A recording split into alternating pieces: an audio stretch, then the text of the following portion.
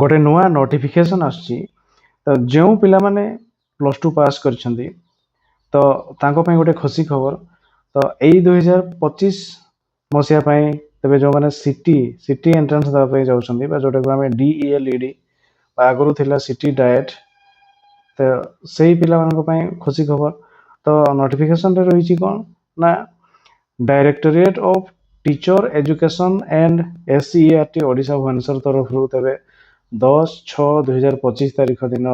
ए notification आसची notification number मध्ये रहिछि तबे नोटिस हिछि कोन ना admission to DELED course 2025 to 27 तबे 2 वर्षिया कोर्स जो माने टीचर पई आशायी अछंती तांको पई खुशी खबर +2 जो माने देइछंती +2 क्वालिफाई करछंती बा आगुरु करथिले आ DELED पई आशायी अछंती तो तांको पई खुशी खबर तो ए दीटा से माने साइंस एवं आर्ट्स स्ट्रीम रे देई परिबे वोकेशनल कोर्स करथिले मध्ये से माने देई परिबे तो कोन रहिछि सूचना देखिनबा देइछि online computer based test CBT examination for DELED course shall be held in different examination center of the state for the academic session 2025 to 27 तबे एग्जाम हेबो एग्जाम केमती हेबो ना कंप्यूटर बेस्ड टेस्ट तबे क्वेश्चन आसीबो और सेथिरे समाने एग्जाम देबे और सिलेक्टेड पिला माने 2 वर्ष मोटे कोर्स करिया पे पड़िबो जोटा कि हमें सिटी कोर्स आगु कहउथिले तो एबे तार ना DELED हे जैछि तो सेही कोर्स को समान देबे तो तापरे समाने विभिन्न एंट्रेंस माध्यम रे टीचर हे परिबे primary school teacher upper primary school रो टीचर हे परिबे तो the date of online CBT examination shall be intimated to all candidates through SMS or email or advertisement तबे डेट ऑफ ऑनलाइन एग्जामिनेशन तबे एग्जामिनेशन जोटा हबो एबे समाने अप्लाई करिवे अप्लाई कला परे एग्जामिनेशन हबो केमिति ना समान को नोटिफिकेशन जणाई दिया जिवो SMS थ्रू रु बा ईमेल रे बा एडवर्टाइजमेंट थ्रू रु आमे वेबसाइट जाई चेक करि परिबा केबे कोन होउची online application are invited for admission to DELED course for the session 2025 to 27 तबे ऑनलाइन एप्लीकेशन तबे इनवाइटेड करा होची बे एप्लीकेशन करा ही परिबो केते तारीख रु रहिछि तबे देखिनबा तबे देइछि ऑनलाइन एप्लीकेशन तबे 12/6/2025 तबे ए जून 12 आफ्टर 2:30 PM 2:30 परे हमें 12 तारीख रु ही अप्लाई करि परिबा आ सरुची केबे ना 9 तारीख 9/7/2025 मिडनाइट पर्यंत तबे 12 एपटे रहिला हमरो 28 दिन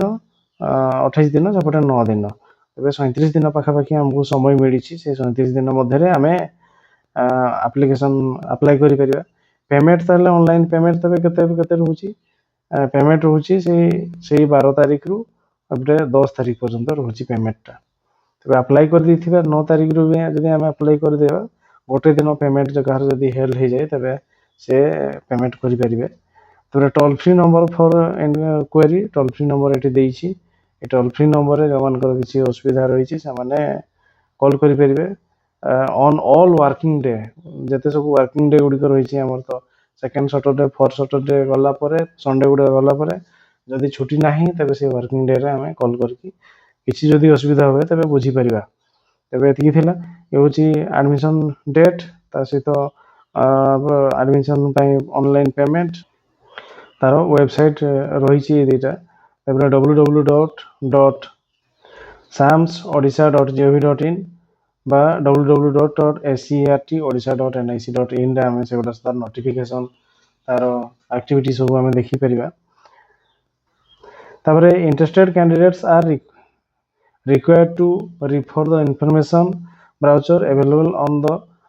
the above mentioned website A website ताले डॉक्यूमेंट कोन दरकार एलिजिबिलिटी कोन रहिछि तापरे एटा सब हमें देखि परिबा तार कोर्स कोन रहिछि सेगोटा सब देखि परिबा तापरे available on the above mentioned website for the DELED course 2025 to 27 before applying for the course A apply करिया पूर्व हमें तारो डिटेल्स उडी सब हमें ए वेबसाइट पाई परिबा तबे ये थिला गोटे नोटिफिकेशन जोटा कि हमरो SCERT ओडिशा भुवनेश्वर रु ए नोटिफिकेशन टी आछि जोटा कि 2025 मसिया रे एडमिशन हेबे 2027 मसिया रे तांकर फाइनल एग्जाम हेबो 2 ବର୍ଷରେ ତାଙ୍କର ସିଟି କୋର୍ସ କମ୍ପ୍ଲିଟ୍ ହେଇଯିବ ତାପରେ ସେମାନେ ଓଟିଇଟି ଯୋଉଟାକି ସିଟି ପାଇଁ ଓଟିଇଟି 1 କ୍ୱାଲିଫାଇ କଲା ପରେ ସେମାନେ ଆମର